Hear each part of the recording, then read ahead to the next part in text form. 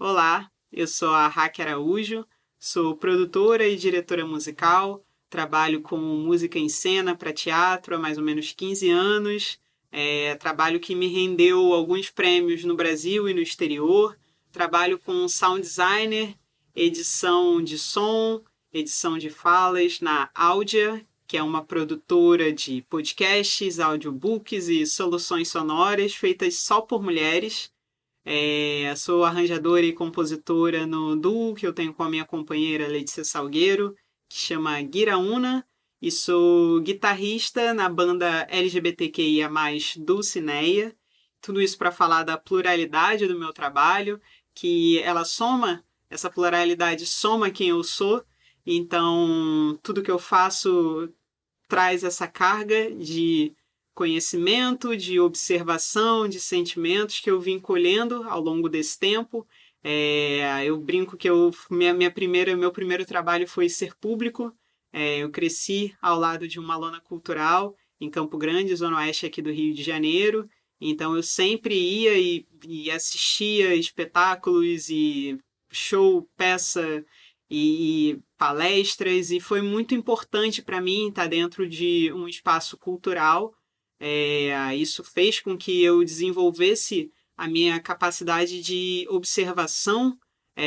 Isso fez com que eu desenvolvesse um senso crítico, estético. Isso fez com que eu entendesse que a cultura, ela abrange, ela traz muito de fora, de dentro. Isso fez com que eu conseguisse ter uma profissão que é na forma que é como eu me sustento hoje, que é sendo artista musical, sendo artista do áudio e ainda sendo artista quando eu estou na parte técnica, né? Então, editando, né? Eu acho que quando a gente edita artisticamente, quando a gente produz artisticamente.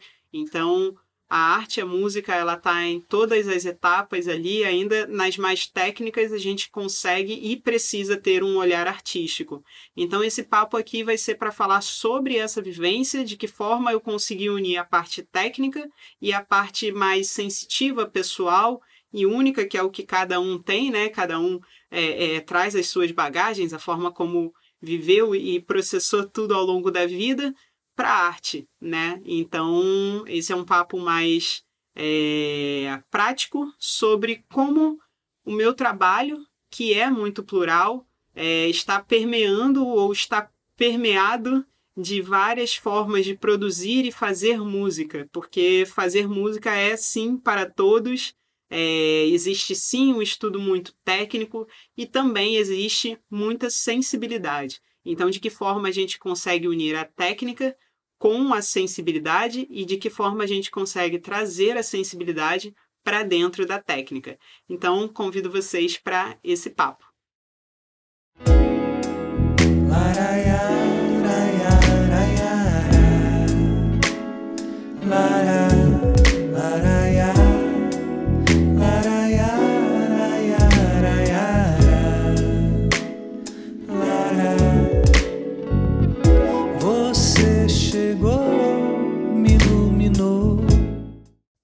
Eu tenho uma formação um pouquinho plural e não tão convencional.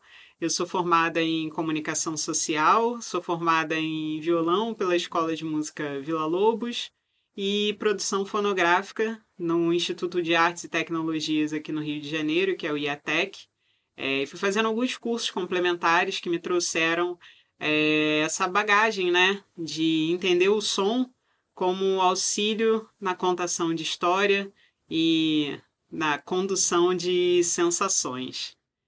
E outra forma de estudo é através da escuta, né? Então esse a gente não coloca no currículo, mas a observação da sonoridade, de como o produto sonoro se apresenta, né, é muito importante para que a gente consiga conduzir o nosso ouvinte para onde a gente deseja, seja na produção de uma música, seja na comunicação de uma marca, de uma ideia, de um podcast, de uma cena. Então, ouvir muito referências é muito importante, ouvir muitos diretores, observar edição de cenas e áudios, Isso é também um estudo, e é um estudo muito profundo, um estudo muito pessoal, porque cada um tem um entendimento, né, sobre aquilo ali, e cada um acaba acessando sensações que foi desenvolvendo ao longo da vida, e isso é muito importante, né, na hora de comunicar, porque quanto mais ferramentas a gente tiver, mais a gente consegue entender, né, o que as pessoas querem comunicar e entender o que o nosso ouvinte quer ouvir, né, o produto final que vai chegar para o nosso ouvinte. E quando eu falo ouvinte, eu estou falando tanto de um cliente quanto de um público, né? Então, a forma como a gente apresenta uma canção, a forma como a gente desenha uma música, uma cena, um podcast, uma identidade sonora. Então, a música ela ajuda a contar uma história que os olhos não veem, né? Então isso é muito legal porque a música ela conduz a gente por um caminho de imaginação e sensação.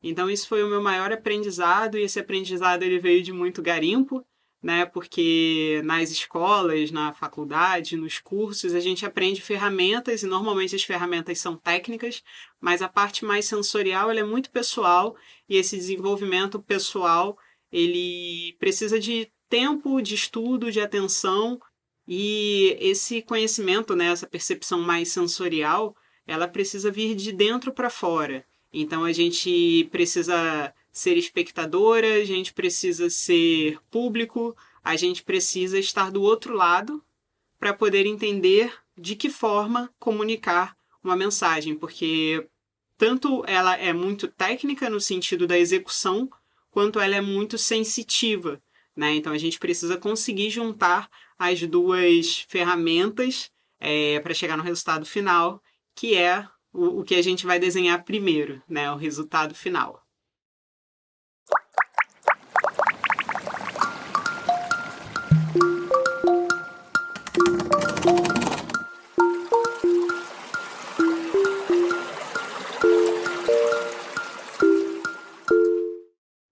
Então, vou falar aqui como funciona, né, o dia a dia aqui do meu trabalho, de que forma a gente pode conduzir melhor o trabalho, de que forma a gente consegue chegar num resultado satisfatório, né, que é isso que a gente quer, conseguir comunicar a nossa ideia, conseguir comunicar a nossa sensação, conseguir comunicar o nosso produto. Então, eu vou sempre tentar aqui fazer um paralelo entre a direção musical para teatro, a direção musical para artistas, a direção musical, mais no sentido de desenho sonoro para podcasts. Então, assim, entender se você está dirigindo ou produzindo. Isso é o primeiro ponto. Então, tem diferença e é até legal quando você for falar, né? Se estiver em um trabalho, você entender se existe uma direção ou se você é a pessoa que vai dirigir. Então, o trabalho da direção é comunicar a ideia, é juntar e chegar num produto sonoro, né? Qual vai ser o produto sonoro? Então é legal entender que texturas vão ser usadas, dependendo do que for, né? Entender que escalas vão ser usadas, se as tonalidades são maiores ou menores. Então, isso tudo é uma informação que a direção precisa ter, né? Então, que instrumentos vão ser usados, quem é a banda, se você está pensando num artista, né? Como esse artista quer levar esse show para o palco. Então, qual vai ser a banda? E isso aí faz toda a diferença porque, assim, o que ele quer comunicar? Se o artista coloca uma bateria, um trompete, um baixo acústico, aí uma guitarra semiacústica, você tem uma sonoridade. Você já imagina uma sonoridade, né? Por mais que você não saiba o que está sendo tocado, esses instrumentos trazem uma textura que comunicam um certo caminho. Se você coloca pandeiro, cavaco e flauta, você tem uma outra formação que vai gerar uma outra textura, independente do som que esteja sendo tocado. Então, entender quais são as características de cada instrumento, quais são as características dos artistas que estão no palco, né? Quem você vai convidar para a banda, quem vai estar ali, entender se é uma banda só de mulheres, entender se é uma banda só de homens, entender se é uma banda com pluralidade, com inclusão, isso tudo passa por um olhar da direção. Então, acho que hoje em dia não cabe mais a gente escolher as pessoas sem entender a representatividade delas em cima de um palco, em cima de um trabalho, no backstage. Então, esse olhar, ele vem também da direção, porque isso está junto com a comunicação, né? Então, a direção ela vai sempre fazer essa conversa entre a direção geral, entre a direção artística, entre o artista, né? Então, entender que mesmo que seja um trabalho muito embrionário, é um trabalho aqui de uma cantora que me chamou para fazer. Então, você precisa conversar com essa pessoa e entender que esse trabalho tem muitas camadas. E se essa pessoa vai fazer isso sozinha, tudo bem, mas você precisa entender que existe ali algumas coisas que não cabe a você definir e que essa definição deve vir em conjunto ou não. Outro ponto é se você é produção. Então, tem uma direção musical e tem a produção. Se você está dirigindo, você não necessariamente está produzindo. Então, a produção é quem vai botar a mão na massa no sentido de fazer com que a ideia que a direção gerou vire um produto de fato. Então, cabe à produção escolher os músicos ali, então você já, né, quem está ali na direção, contando, né, que existe a direção e a produção. A direção definiu qual é a estética. Então, cabe à produção chamar os músicos que melhor vão caber, né, nessa identidade que foi criada e executar. Então, vai ser uma gravação, então o estúdio X vai ser melhor para gravar dessa forma, a gravação vai ser remota, a gravação vai ser presencial, vai ser a gravação ao vivo de um show, né? Então, a produção ela vai estar em contato direto com a direção, mas não necessariamente com a direção geral, né? Então, a produção ela vai botar a mão ali na massa, vai chamar os músicos para que essa ideia que a direção teve em conjunto com uma direção geral, uma direção artística, ela tenha corpo, né? Então, trazendo isso, por exemplo, para o podcast, vai ser a mesma coisa, vai ser ali na produção que você vai entender em que lugar vocês vão gravar, se é um podcast, por exemplo, um storytelling, né? Se é um audio doc, dependendo do que seja, você vai gravar num lugar que tenha som de carro vazando, você vai gravar em um lugar que tenha ambiência ou não, você vai precisar de um lugar que seja completamente silencioso. Então, isso depende muito do que foi definido pela direção. A produção ela precisa receber ali um briefing do que é a ideia, né, da concepção, para que isso seja executado. Sabendo que teriam algo em comum com o que aconteceria naquela noite. A memória de uma música que ultrapassa a partitura porque está na boca, nas festas e no corpo do povo. Assim como a OSB, o público também era do Brasil. Olha, eu gosto muito da frase. Então, assim, entendemos o que é direção, o que é produção. De que forma a gente consegue fazer com que esse produto nasça? Depende. Tem sempre várias etapas e cada trabalho, isso é muito particular, isso é muito pessoal, né?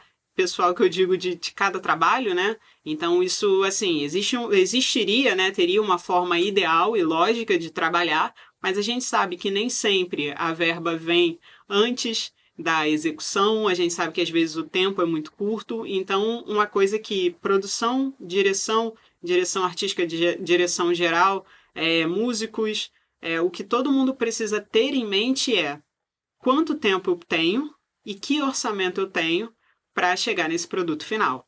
Isso aí vai ser a base de quase tudo. Então é um projeto sem grana.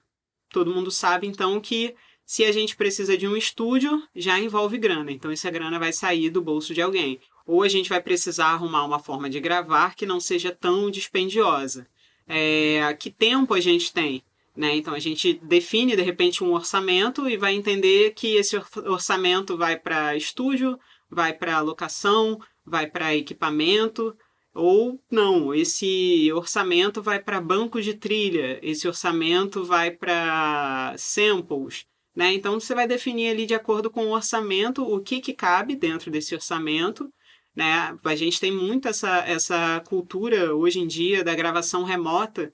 Então, dependendo do que você precisa, se for uma coisa ambientada no Japão, você consegue que músicos do Japão gravem uma frase para você, e isso é super rápido de fazer, né? Existem plataformas onde você consegue pagar por track, né? Por áudio, por trilha, né? Então você consegue montar o seu trabalho com aquilo, mas isso tudo vai depender do resultado final que você quer chegar, e isso tudo vai depender também do seu orçamento. Outra questão é o tempo. Então, assim, não adianta a gente querer fazer uma coisa muito grande que não caiba nem no nosso tempo, nem no nosso orçamento. Saber quanto de tempo eu gasto em cada etapa é essencial para o sucesso do meu trabalho. Então, assim, eu preciso saber quanto tempo um músico leva para gravar, ou eu preciso saber calcular tempo de estúdio. Se eu tenho 10 minutos de áudio bruto e um narrador vai para um estúdio, eu preciso conhecer o profissional que está trabalhando para saber mais ou menos quanto tempo ele leva para gravar aquilo. Então, dependendo do que é o resultado, eu já preciso separar X horas de estúdio. Então, eu já sei que 10 minutos eu levo tanto tempo para gravar, mais tanto tempo para editar, e no final disso tudo, isso precisa compor um cronograma para que tudo funcione da melhor forma. A mesma coisa quando você vai fazer, por exemplo, um arranjo para uma música, né? Alguém chega e fala, eu tenho uma música aqui e eu queria lançar essa música. Como é que eu faço essa música virar um produto para o Spotify, para YouTube, para alguma plataforma? Como eu faço isso virar um produto? Então a gente precisa saber quanto tempo a gente leva para fazer um arranjo, que seja ali um esqueleto, quanto tempo os músicos levam para executar esse arranjo. Então ele vai estar todo escrito em partitura? Não, ele vai ser alguma coisa mais livre? A gente precisa ter o controle de todas essas etapas para que a gente consiga entregar um produto num prazo. Porque, assim, também existe não ter prazo. Então a gente vai fazendo, mas não é o que o mercado costuma trabalhar, né? Então, de forma profissional, a gente precisa sempre estabelecer um orçamento, um prazo e executar, né, esse trabalho, sabendo que da ideia a gente vai voltar e vai modificar algumas coisas, ela vai de novo e pode ser que a gente precise modificar outras coisas. Então, entender que as coisas elas precisam de um tempo de ajuste, né? Então, nunca trabalhar com cronograma, né? O lançamento é dia X, então uma semana a menos eu entrego e aí a gente tem uma semana ali para debater. Deixar sempre um período um pouquinho maior para que você consiga debater aquilo ali, seja com a direção, seja com o artista, seja com o cliente, e você consiga chegar realmente num resultado final que seja o ideal, o satisfatório, o que estava na cabeça, né? A sonoridade, ela às vezes mora na nossa cabeça e as pessoas não conseguem comunicar essa sonoridade. Então, o nosso papel como direção ou como produção é conseguir entender os briefings que chegam pra gente. Às vezes esses briefings são aleatórios. É uma coisa mais azul e mais molhada. Eu queria um som um pouco mais molhado. Então a gente tem que tentar entender o que as pessoas estão querendo com esse resultado. Onde elas estão querendo chegar. E a partir daí a gente trabalha no nosso ideal.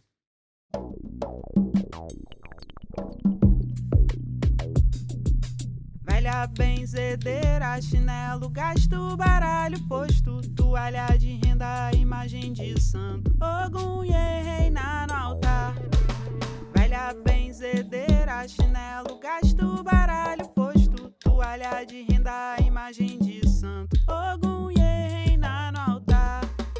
Saia puída, café preto, fogueira de folha, defumar o quintal. Então, assim, sempre que uma música, uma sonoridade, uma ideia chegar para você, conversa sempre com quem está te chamando para o trabalho e entende onde a pessoa pretende chegar com esse trabalho. É para ser um vídeo, é para ser um reels, é para ser uma peça, é para ser um curta, é para ser um podcast. Legal, definiu o que vai ser ali o produto final. E aí você precisa entender o que essa pessoa quer comunicar, porque isso é o que vai fazer toda a diferença no nosso trabalho. Então, assim, se for uma música, ouve a pessoa cantando, pega a letra e depois só lê a letra sem a pessoa cantar, porque a gente já consegue se distanciar da melodia e entender o conteúdo, entender a letra, entender o que a pessoa quer contar com aquilo. Pergunta a história da música, pergunta como a música nasceu, de onde ela veio.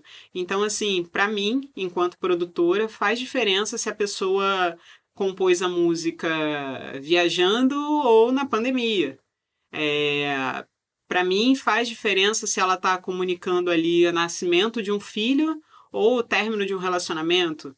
E às vezes a gente entende que as letras podem ser ambíguas. Então, assim, entender que se soou para você de uma forma, mas na verdade era outra coisa, vamos explorar isso aqui ou não, vamos deixar claro que era outro caminho. Então, alguns detalhes que você pode trazer na produção sonora, né, na produção musical, você vai conseguir conduzir o seu ouvinte, porque o que a gente faz é conduzir o nosso ouvinte. Então, assim, tentar fugir sempre de coisas que tragam uma imagem muito, muito forte, né? Então, por exemplo, se você está falando de alguma coisa que tem um vendaval e você coloca o som de um vendaval, você já levou a pessoa para aquilo ali. Então, assim, o som de um vendaval, o som de um riacho, o som de uma onda quebrando, o som de um trovão, ele é muito claro. Então, se você traz coisas que são pouco ambíguas, ou se você traz uma chuva, você quer falar do trovão e você começa a trazer uma chuva, a pessoa ela vai entrando naquilo ali e às vezes ela vai imaginar, cada um vai imaginar um trovão diferente. Se você fala de um lugar bucólico, com passarinhos, cada um vai imaginar o seu lugar e o seu passarinho. Se você já traz o som de um bem-te-vi, na hora você já delimita ali, já diz ali que é um bem-te-vi. Então, quem estava imaginando algum outro lugar, algum outro país, alguma outra coisa, vai ser obrigado a pensar no seu bem-te-vi, né? Então, tentar trazer informações, mas deixar que cada ouvinte, e seja um ouvinte, né, o mais abrangente possível, assim, pensando nos produtos novamente, pensando no resultado final, cada ouvinte vai ter a sua sensação. Isso é o mais legal. É você deixar aberto e é você não fechar, né, a ideia do que vai vir como um resultado final. Então, se você deixa isso mais em aberto, cada um tem a possibilidade de se surpreender com o que vem depois, né? Então, você pode sempre ir acrescentando informações sonoras que tragam uma ambiência para quem está ouvindo. E isso a gente precisa sempre pensar na pesquisa. Então, a gente precisa pesquisar. Se você vai falar do fundo do mar, você precisa ver um aquário, você precisa ver imagens do fundo do mar, você precisa se ambientar com aquilo, porque às vezes uma informação que você tira dali e traduz em som vai fazer com que a pessoa entre naquele universo sem que você precise ser taxativa, sem que você precise sublinhar as informações. Então, quanto mais você conseguir trazer de informações sutis sobre ali o que você quer comunicar, mais você consegue alcançar as pessoas, porque mais abrangente é o seu trabalho, né? Então, assim, entender quem é o seu público-alvo, se você vai fazer alguma coisa que é infantil, então consuma produtos, né? Consuma sonoridades que o seu público consome, para que você entenda a linguagem, né? E isso não é para que se repita, isso é para que você saiba que dali você pode sair para vários lugares, mas que você vai sempre voltar para uma estrutura comum que já foi desenvolvida ao longo de muito tempo, né? Então a gente precisa entender a regra para subverter a regra, né? Então a gente não vai criar, né? Tudo já está aí, já foi criado, já foi feito, a gente vai adaptar e colocar a nossa pessoalidade, vai colocar a nossa personalidade, vai colocar o que a gente traz de informação, o que a gente traz de bagagem, o que a gente traz de estudo, o que a gente traz de sensação, o que a gente traz de sentimento, que é muito único. Então, não é só o nosso, é também o do nosso diretor, é também do nosso artista, é também do nosso cliente. Então, a gente precisa ser um canal para essa comunicação, para que o que a pessoa quer falar seja traduzido em som, e dessa forma a gente consiga comunicar com o ouvinte, com o público, com quem está ali recebendo a informação sonora que a gente está, de certa forma, codificando, né? Não seria nem traduzindo, mas seria codificando para a sonoridade um sentimento, uma sensação, uma ideia que alguém teve, né? Se a gente foi chamada para essa função, é isso que a gente precisa fazer, comunicar da melhor forma, né? Então, o que a gente precisa ter? Várias malas, várias bagagens, várias gavetas que a gente consiga acessar, abrir, acessar e entender o que a gente vai usar para cada produto sonoro. Então, quando você receber um material, anota, escreve tudo ali, palavras, ainda que pareça muito solto, né, num papo inicial, entende? Pergunta, mas que figurino você imagina que a banda esteja usando? Pode ser que o figurinista vá conduzir para um outro lugar, mas você precisa saber que sensação aquela pessoa tem, ou quando ela imagina aquela música, quando ela imagina aquele podcast, né, sendo um podcast, né, de que forma você imagina que as pessoas vão ouvir, né? As pessoas vão ouvir correndo, não, as pessoas vão ouvir para relaxar, né? Isso tudo vai fazer diferença, e aí no podcast também faz diferença a forma como você edita, né? Então, edições muito rápidas, né? Edições muito compactas, elas trazem mais atenção. Edições mais espaçadas, elas trazem um pouco mais de sensibilidade, sentimento, porque te dá um tempo de pensar, te dá o tempo de entender que aquela pessoa pensou na resposta que ela ia dar, né? Então, se o entrevistado faz uma pergunta e a pessoa pensa um pouquinho para responder, a gente consegue tirar isso na edição, porque na edição você não vê essa carinha aqui que está pensando.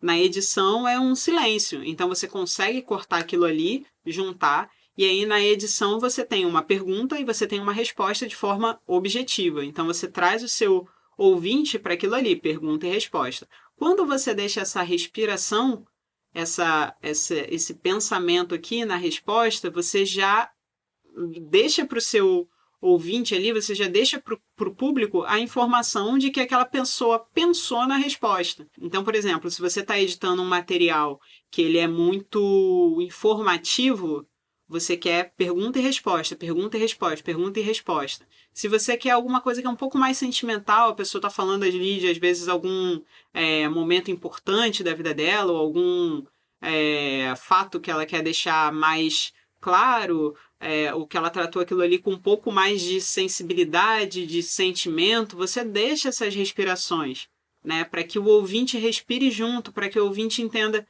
isso foi difícil de ser falado, né? Então, assim, às vezes a mesma mensagem, dependendo da forma como você edita, você conduz o seu ouvinte para um resultado. Então, a gente que está editando, a gente que está produzindo, a gente que está dirigindo, a gente tem que ter consciência disso, para que a gente não tenha um choque, para que você não publique, né, para que você não lance um episódio de um podcast, por exemplo, informativo, onde a pessoa dá play ali para se informar sobre o dia a dia e quem está respondendo está pensando um pouco no que vai falar e não, dependendo do objetivo, você precisa que seja pergunta e resposta, pergunta e resposta, pergunta e resposta.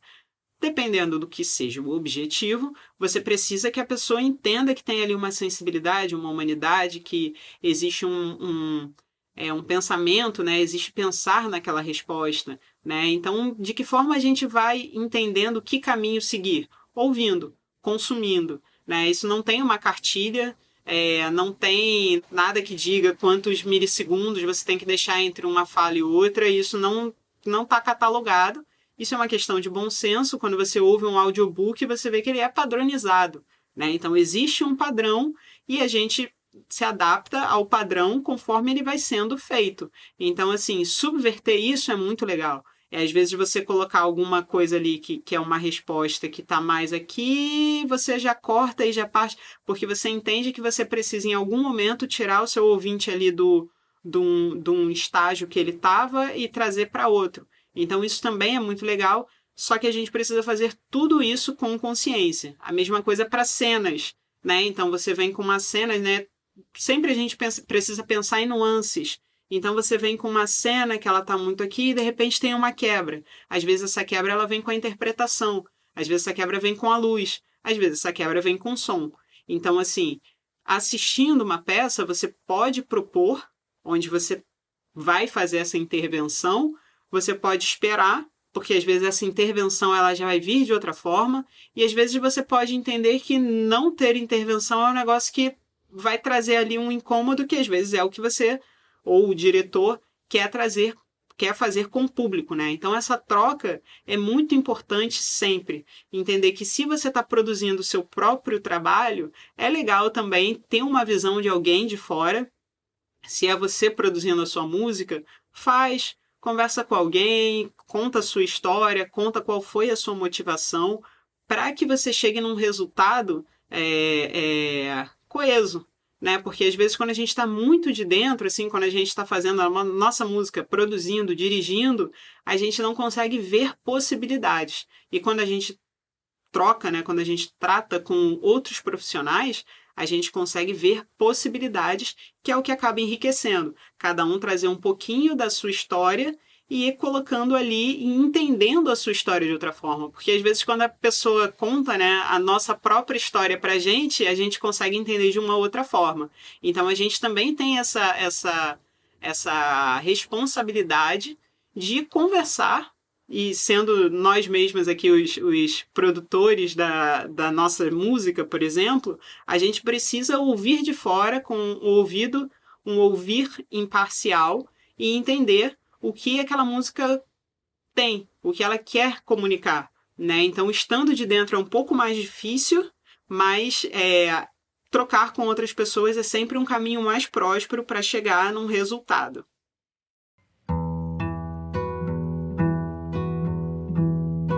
Não tem um chão que rejeite essa casa.